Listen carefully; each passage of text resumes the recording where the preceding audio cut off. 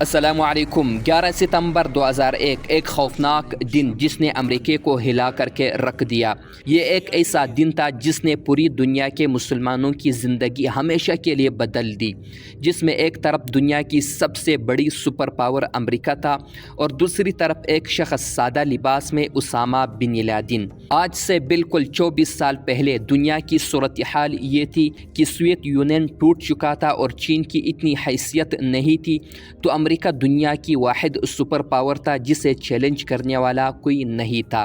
لیکن اچانک ایک عام دن 11 ستمبر 2001 کو 19 افراد امریکہ کے 4 بڑے جہازوں کو ہائی جیک کرنے کے لیے مختلف ایئرپورٹس پر پہنچے۔ امریکہ کی اب تک کی ساری رپورٹ سے یہی ظاہر ہوتا ہے کہ یہ 19 کے 19 افراد مسلمان تھے اور ان کا تعلق سعودی عرب، مصر، لبنان اور UAE سے تھا۔ ہر جہاز کو ہائی جیک کرنے کے لیے 5 افراد پر مشتمل ٹیم بنائی گئی تھی اور ہر ایک کا کردار اہم تھا، اور یہ سب کئی ماہ سے اس کے لیے تربیت لے رہے تھے۔ تو چاروں جہاز اپنے ایئرپورٹ سے روانہ ہوئے اور جیسے ہی انہوں نے اڑان بھری، ہائی جیکروں نے ہائی جیک کرنے کا منصوبہ شروع کر دیا۔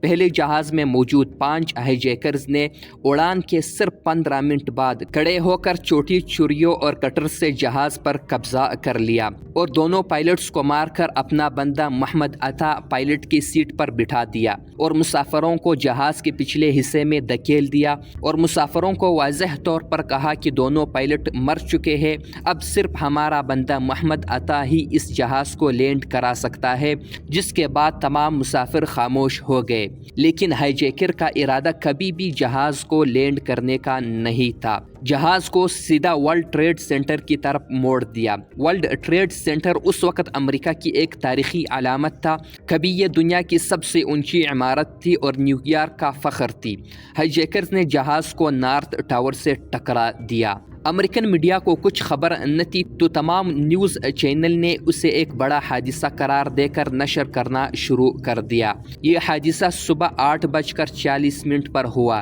اس وقت امریکی صدر جارج بش فلوریڈا کے ایک اسکول کے دورے پر تھا۔ راستے میں ان کے چیف آف اسٹاف کو حادثے کی اطلاع ملی۔ انہوں نے جارج بش کو بتایا، مگر وہ یقین نہ کر سکے۔ انہوں نے کہا، یہ ناقابل یقین ہے، یہ ایک حادثہ ہو سکتا ہے۔ صرف 17 منٹ بعد یہ خبر ملی کہ یونائیٹڈ ایئر لائنز کی فلائٹ 175 بھی ہائی جیک ہو گئی ہے۔ 5 ہائی جیکرز نے ایک بار پھر پائلٹ کو قابو میں کیا اور جہاز کا رخ موڑ دیا، اور صرف 17 منٹ بعد دوسرا جہاز ساؤتھ ٹاور سے ٹکرا دیا گیا۔ اس وقت تک جارج بش اسکول پہنچ چکے تھے اور دوسری جماعت کے بچوں کے ساتھ ایک پڑھائی کی سرگرمی میں مصروف تھے۔ اسی وقت ان کے chief of staff class room میں آئے اور ان کے کان میں سرگوشی کی، لیکن جارج بش کلاس روم میں ہی بیٹھے رہے۔ پڑھائی کی سرگرمی جاری رہی اور اگلے 7 منٹ تک وہ بچوں کے ساتھ مصروف رہے۔ یہ 7 منٹ نہایت اہم تھے کیونکہ اس دوران دنیا بھر میں یہ خبر پھیل چکی تھی کہ 2 جہاز عمارتوں سے ٹکرا چکے ہیں۔ بعد میں بہت سے لوگوں نے بش پر تنقید کی کہ وہ فوری قدم کیوں نہ اٹھا سکے۔ کچھ دیر بعد 2 اور جہاز ہائی جیک ہونے کی اطلاع آئی۔ ایک تھا امریکن ایئر لائنز فلائٹ 77۔ یہ جہاز واشنگٹن سے لاس اینجلس جا رہا تھا اور اس میں 5 ہائی جیکرز سوار تھے۔ دوسرا جہاز تھا یونائیٹڈ ایئر لائنز فلائٹ 93 جو کیلیفورنیا جا رہا تھا۔ دونوں جہازوں کو واشنگٹن DC کی طرف موڑا گیا۔ DC امریکہ کا دارالحکومت ہے، واشنگٹن کے نواح پینٹاگون میں واقع ہے، جو امریکی وزارت دفاع کا صدر دفتر ہے۔ یہ بھی ایک علامتی عمارت ہے۔ ہائی جیکر نے فلائٹ 77 کو پینٹاگون کی طرف موڑ دیا۔ تیسرے حملے کے بعد امریکہ کی تمام فضائی حدود بند کر دیے گئے۔ تمام جہازوں کو فوری طور پر قریبی ہوائی اڈے پر اتارنے کا حکم دیا گیا۔ پینٹاگون پر حملہ صبح 9:37 پر ہوا، جس سے عمارت کا ایک بڑا حصہ تباہ ہو گیا۔ صبح 9:49 پر ساؤتھ ٹاور گر گیا اور آخر میں یہ خبر سامنے آئی کہ ان حملوں میں 3000 سے زائد افراد ہلاک ہو گئے اور 6000 سے زائد زخمی۔ پینٹاگون میں بھی لوگ مارے گئے اور ورلڈ ٹریڈ سینٹر میں بھی۔ لیکن ان حملوں کے کچھ ہی دن بعد محمد عطا، جو اس سارے پلان کا لیڈر تھا، اس کے والد کا ایک انٹرویو سامنے آیا جس میں اس نے یہ سب ماننے سے انکار کر دیا اور سارا ملبہ اسرائیل کی انٹیلیجنس ایجنسی موساد پر ڈال دیا اور کہا کہ اسلام میں ایسی کسی حملے کی اجازت ہی نہیں۔ اور اس تیسرے اور چوتھے جہاز کی پائلٹ کے ماں باپ نے بھی امریکہ کی رپورٹس ماننے سے انکار کر دیا، اور اگر ان حملہ آوروں کی خاندان کو دیکھا جائے تو یہ کوئی عام غریب لوگ نہیں تھے، بلکہ یہ سارے حملہ آور بہت ہی امیر خاندانوں سے تعلق رکھتے تھے۔ 9/11 کا یہ حملہ اتنا بڑا تھا کہ اس حملے کے 100 دن بعد تک نیو یارک میں ہر طرف دھول پھیلی ہوئی تھی اور ان تباہ ہوئی بلڈنگز کے ملبے کو صاف کرنے کے لیے تقریباً $9 بلین لگے تھے، جس کی وجہ سے پوری دنیا غور سے امریکن صدر جارج بش کی طرف دیکھ رہی تھی کہ آخر کس نے اور کیوں دنیا کی اتنی بڑی سپر پاور امریکہ کے ساتھ ایسے کرنے کی جرت کی ہے، اور پورا امریکہ غصے سے بھرا ہوا تھا۔ ان حملوں کی کچھ دن بعد جارج بش آخرکار پوری دنیا کے سامنے آئے اور سب کو بتایا کہ ان حملوں کے پیچھے کوئی ملک یا حکومت نہیں تھی، بلکہ یہ ایک دہشت گرد حملہ تھا، اور ان حملوں کے پیچھے صرف ایک ہی تنظیم تھی، القاعدہ، اور اس کا لیڈر اسامہ بن لادن، جو اس وقت بہت دور آرام سے افغانستان میں بیٹھا ہوا تھا۔ اب جب پوری دنیا اسامہ بن لادن کو ان حملوں کے لیے مورد الزام ٹھہرا رہی تھی تو اسامہ بن لادن آئے اور الجزیرہ کو انٹرویو دے کر کہا کہ میرا ان حملوں سے کوئی تعلق نہیں ہے، لیکن انہوں نے کچھ باقی بیانات بھی ایسے دیے جن کی وجہ سے پوری دنیا کے لوگ کنفیوژن میں تھے کہ یہ اس نے کیا ہے یا نہیں۔ ان حملوں کے بعد صرف اسامہ ہی نہیں بلکہ پوری دنیا کے مسلمان اور اسکالرز سامنے آئے اور ان حملوں کی سخت مخالفت کی، اور حتیٰ امریکہ کے دشمن سمجھے جانے والے آیت اللہ خامنی نے بھی یہ بیان دیا کہ ان حملوں کا اسلام سے کوئی تعلق نہیں ہے۔ اب اسامہ بن لادن کے انکار کے بعد بھی امریکہ نے سارا الزام اسامہ بن لادن پر ہی ڈالا۔ امریکہ نے افغانستان کی حکومت طالبان کو مشورہ دیا کہ القاعدہ کے سارے لیڈرز بشمول اسامہ بن لادن کو ہر حال میں امریکہ کے حوالے کیا جائے، لیکن افغانستان نے ایسا نہیں کیا۔ اس وقت افغانستان میں طالبان اور اسلامی حکومت تھی جس کا لیڈر ملا محمد عمر تھا، اسامہ بن لادن کی بہت عزت کرتا تھا، جس پر طالبان نے امریکہ کی حکومت سے کہا کہ آپ جس پر الزام لگا رہے ہیں وہ بندہ تو مان ہی نہیں رہا کہ اس نے یہ سب کیا ہے، آپ ہمیں ثبوت دیں، ہم خود اسے سزا دیں گے، اور بغیر ثبوت کے ہم اپنے مہمان کو کسی کے حوالے نہیں کر سکتے۔ لیکن امریکہ نے ان کی یہ پیشکش نہیں مانی اور کہا دیکھو میں ایک سپر پاور ہوں اور تم ایک عام سا غریب ملک، مجھے تمہیں ثبوت دینے کی کوئی ضرورت نہیں ہے، یہ بندہ میرے حوالے کرو بس، ورنہ ہم افغانستان پر حملہ کر کے طالبان کو ختم کر دیں گے۔ لیکن طالبان چونکہ وہ پشتون تھے انہوں نے ظاہر ہے ان کی بات نہیں مانی، تو امریکہ نے بھی افغانستان پر حملے کی منصوبہ بندی شروع کر دی۔ اس جنگ کو روکنے کے لیے طالبان نے ایک اور آخری کوشش بھی کی اور امریکہ سے کہا کہ ہم اسامہ بن لادن کو ایک تیسرے ملک کے حوالے کرتے ہیں جو نہ آپ کی سنتا ہو نہ ہماری، اور وہ آزادانہ فیصلہ کرے۔ لیکن امریکہ اپنی طاقت کے نشے میں تھا اور اس نے افغانستان کی یہ پیشکش بھی نہیں مانی اور 9/11 کے صرف ایک مہینے بعد افغانستان پر حملہ کر دیا۔ جارج بش نے اس جنگ کو ایک صلیبی جنگ کہا اور ہر طرف سے اپنی فوج افغانستان کی طرف بھیجنا شروع کی، اور افغانستان کے اندر جو طالبان کے خلاف قوتیں تھیں، احمد شاہ مسعود، امریکہ نے اس کی فوج کو مکمل سپورٹ کیا۔ 9/11 کے صرف 3 مہینے بعد طالبان کی حکومت افغانستان میں ختم ہو گئی، جس کے بعد افغانستان کا کوئی بھی لیڈر نہیں تھا،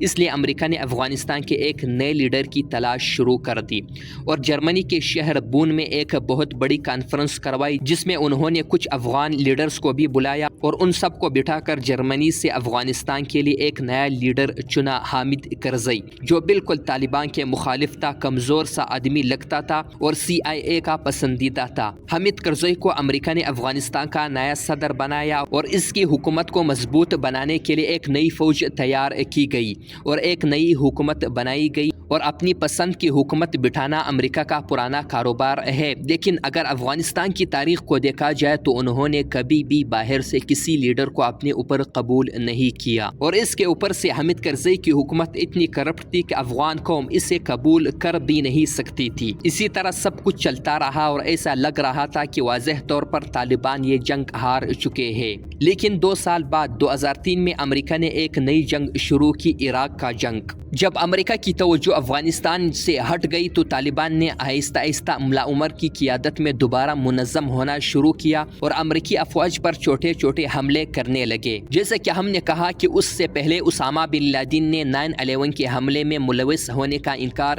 کیا تھا، لیکن 2004 کے امریکی انتخابات سے پہلے اسامہ بن لادن کی ایک ویڈیو سامنے آئی جس میں اس نے امریکیوں کو مخاطب کر کے 9/11 کی پوری ذمہ داری قبول کی، اور اس ویڈیو میں اسامہ بن لادن نے ان 19 لوگوں کے لیے دعائیں بھی کی جنہوں نے 9/11 کیا تھا، اور امریکہ کو ایک وارننگ دی کہ وہ دوبارہ بھی ایسا کر سکتا ہے۔ مطلب اسامہ بن لادن نے 9/11 کے 3 سال بعد اس کی پوری ذمہ داری اٹھا لی۔ اس تقریر کے بعد جارج بش دوبارہ امریکی سیاست میں مضبوط ہو گیا اور کچھ ہی عرصے بعد الیکشن جیت گیا، اور الیکشن جیتنے کے بعد اس نے دوبارہ افواج کو افغانستان میں بھیجنا شروع کر دیا، لیکن پھر بھی اگلے 4 سال تک نہ اسامہ مل سکا، نہ افغانستان پر قبضہ کر سکے اور نہ طالبان ختم ہو سکے۔ افغانستان کی یہ جنگ جو صرف کچھ ہفتوں کے لیے تھی، 9/11 کے بعد 10 سال تک جاری رہی، اور اب جارج بش کے بعد امریکہ کا نیا صدر بھی آ چکا تھا، باراک اوباما۔ اوباما نے آتے ہی اس جنگ کو اپنے وعدوں کے مطابق کم کرنے کی بجائے اور بھی بڑھا دیا